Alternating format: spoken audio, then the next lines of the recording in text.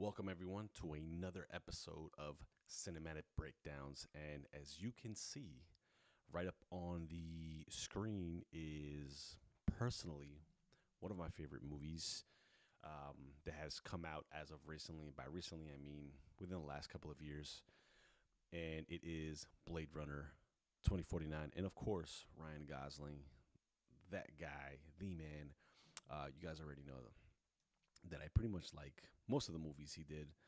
He gets a pass on The Notebook for me, so I just let that one slide. But it's still a good movie, right? So what we're gonna do is talk about Blade Runner. This, of course, is another cinematic breakdown, and Blade Runner 2049: How Color and Light Dictate Editing Rhythm. Right. So just within itself, you already know that the lighting within Blade Runner is probably one of the best that I've seen. And of course, the cinematographer is Roger Deakins, personal favorite. I've already done a few of his movies already in the cinematic breakdown series. And of course, I can't leave this one out. So I've done a few of the older ones, and now I'm going to do one of the newer ones and just kind of touch on that. So we're going to cover three different scenes in Blade Runner. We're going to cover the Wallace headquarters, which is what you see right here. Joy and Neander Wallace, they're going to be here in this specific scene. Number two is that Las Vegas discovery scene. You guys will know that that's when he actually meets Harrison Ford, which is the original Blade Runner. And the last one is going to be Kay versus Deckard, the hologram fight. Okay, so we're going to talk about how light movement and rhythm cuts in the editing floor, how they all go together. Okay, so once again, we're going to start off with in Blade Runner 2049, light isn't style, it's structure. Okay, so they're not trying to light anything as stylistically would do, kind of like LUTs and all that to make it look a specific way. Um, Not because of the color itself, but just and it just shows you structure and hierarchy. And I'll show you exactly what I mean. So this first one, Wallace headquarters, we're gonna look at it as the theme color describes the power structure, right? So lighting is pure gold, rich, monolithic, oppressive. And Wallace occupies deep shadows while others are super overexposed. As you can see right here, a quick example, and obviously I'm going to run through the scene a little bit. The cut rhythm, it mirrors this hierarchy. Wallace, when he's on frame, you'll see longer shots. And then Kay or Joy, you'll see quicker reaction cuts and tighter framings. Okay, so we're going to look at a few of them. And let's check it out. Checking in on an old serial number. Oh, and what I'm going to do is actually mute this because I don't want it to get copyrighted. And I haven't had too much of a trouble with showing the audio from the movies. I don't mind if it gets demonetized or whatever because it's all good as long as I don't get a copyright strike. But the last one I did, Apocalypse Now, had a curse word in it. So I'm just going to mute it. Okay. If I have to talk about the sound for something specific, then I will do that. But for this one, I'm just going to kind of keep it down. I'm going to mute it, so I'm going to continue it. All right. And as you can see, Wallace always in the shadows, and somebody else is always overexposed. As you can see right here, I love that. There's a huge contrast in here. And look, he's always in the shadows, and somebody else is always in the light overexposed. Okay, so he's looking over here through this. I'll show you a couple different ones. Here you'll see Kay and Joy. And then you'll see that there's quicker reaction cuts and tighter framings as opposed to when they show Wallace, it's a lot longer shots.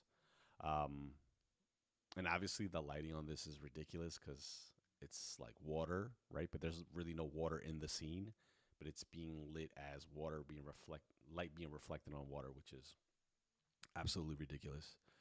Here you go. We'll actually move on for just a little bit, and you'll see things like this, right? They're way drawn out whenever Wallace is in the shots. All right. Let me see if there's anything else worth mentioning. Kind of just, even when he talks with Kay or Joy, it's right here, overexposed. He's always kind of lightly in the shadows. And cinematic masterpiece, really. Cool. So let's actually bring that back full screen. We're going to go into the next one. Um, this is a this next thing we're going to talk about is ridiculous. You guys could already recognize it. But back to the other one. What editors miss is the color zones equals the editing logic. The golden light is kind of showing, depicting control. So like the edit stops moving. And then when the world is cold and blue, then the pacing loosens a bit. So warmth doesn't really equal comfort here. It's more like it equals domination. So color dictates hierarchy, and then the cuts obey the power, right? So this second scene, the Las Vegas Discovery one, iconic. You guys already know this. Hold on one second. All right, let's do that.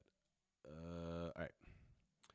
So this one, it's more like saturation versus silence, right? So like it equals the saturation of the scene, or not, or lack thereof, plus the silence equals an emotional suspense, right?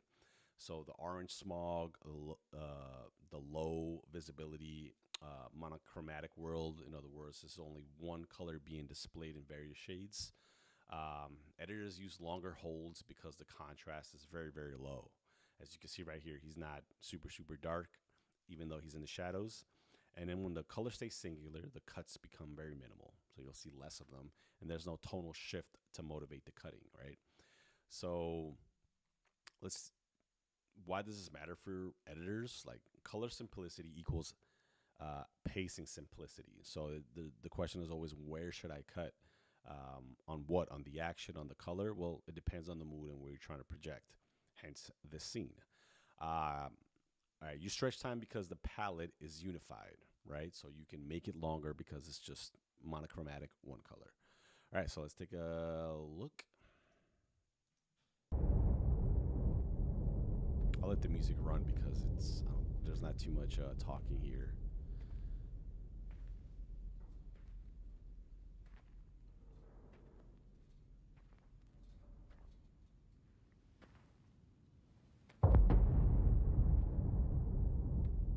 I do love those low tone, those hits. All right, let's skip this because I don't know if I'll be able to show this.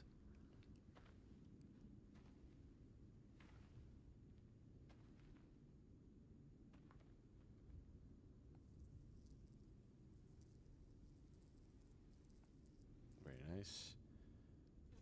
Show very, very low contrast.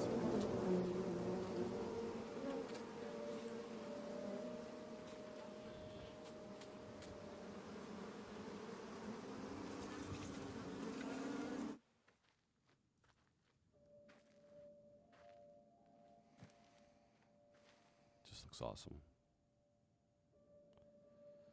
Um, I mean, when he goes inside, we'll just do the outside one. So, um, when the world you're shooting in has one dominant color, you don't cut for variety to show different shots. You cut for revelation. You cut when there's something else to be revealed within the scene. Um, Monochrome worlds, slow editing. Silence becomes the pacing. So when you're working with one color, that's what you have to go by, the revelation. That's where you do the cutting in. I get a lot of questions of like, what makes this video better than that other video? And it's where you cut it and how you cut it to reveal what it is, the substance of the video. So I was like, wait a minute, I don't usually just kind of cut and see where it goes. So then you're lacking a bit of intentionality within that. So learn from the masters because that's exactly what they do. Everything's based on intention, right? All right, let's go to, we're actually moving right along. We're going to go to scene number 3. All right, let's go for the third scene. And this one is Kay versus Deckard, the hologram fight scene, which is pretty interesting and got me confused at first when I first saw this in the movie. Just because I was trying to figure out like where is it really cutting, where is it really going, what's he trying to depict here, and as an editor, I'm like, how is he cutting this? Where is he going? So what you'll see is that light motivation equals edit motivation. So the lighting is motivating the cuts in the scene. So you'll notice it in the holographic Elvis, Sinatra, the light flickers, the bursts of illumination. They cut to light activation and not on the punches, which is what is most people do, right? So light pulses equals rhythmic editing grid, right? So let's take a look at it. And I just kind of want you to watch the flickers, the projector bursts, and also when it doesn't show light, the darkness, and also the spotlight, right? So let's take a look.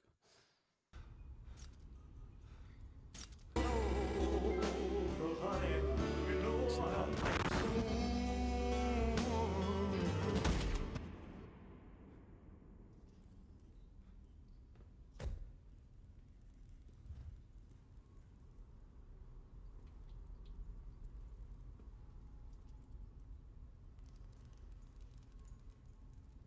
So notice the lighting and also notice the darkness and where he cuts.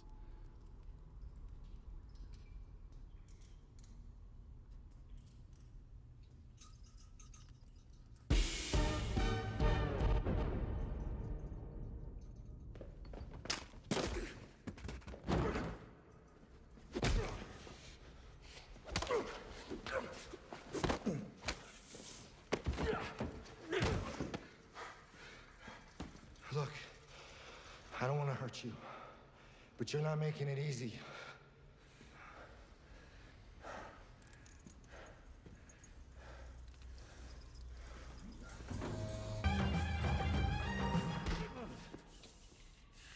Shout out to Sebastian. What's up, man? What's good?